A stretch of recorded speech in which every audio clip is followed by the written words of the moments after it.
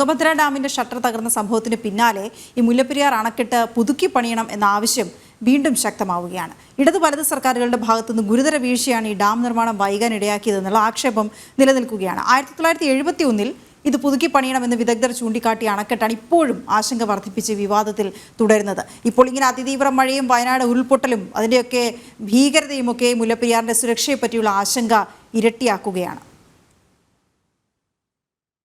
കേരളത്തിലെ അതിതീവ്ര മഴയും വയനാട് ഉരുൾപൊട്ടലിന്റെ ഭീകരതയും മുല്ലപ്പെരിയാറിന്റെ സുരക്ഷയെ പറ്റി ആശങ്ക ഉയർത്തതിനിടെയാണ് തുംഗഭദ്ര ഡാമിന്റെ ഷട്ടർ തകർന്ന സംഭവം കൂടി ഉണ്ടായത്.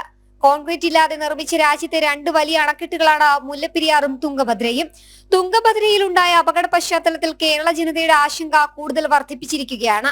129 വർഷം മുൻപ് നിർമ്മിച്ച ഡാം ഇന്നും പേടി സ്വപ്നമായാണ് കേരളത്തിലെ 5 ജില്ലകൾ കാണുന്നത്.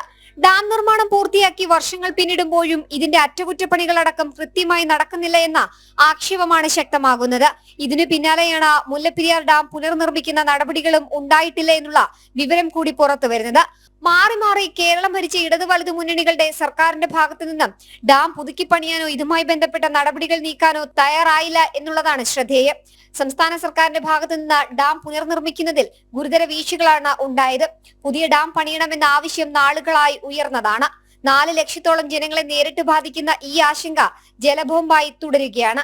ഇതിന് പിന്നാലെയാണ് വയനാട്ടിലെ ഉരുൾപൊട്ടൽ സാഹചര്യത്തിൽ മുല്ലപ്പെരിയാർ വീണ്ടും ചർച്ചയാകുന്നത്. തമിഴ്നാടിനെ സംരക്ഷിക്കാനും തമിഴ്നാട്ടിലെ രാഷ്ട്രീയ പ്രീണനത്തിനുമായി ഇടത് വലതു മുന്നണികൾ നിന്നു എന്നാണ് വിമർശനമുയരുന്നത്. വിദഗ്ധരടക്കം പലതവണ ഡാമിന്റെ സുരക്ഷയിൽ ആശങ്കയറിയിച്ചിട്ടും സർക്കാരിന്റെ ഭാഗത്തുനിന്ന് കാര്യമായ മാറ്റങ്ങളും നടപടികളും ഉണ്ടായിട്ടില്ല.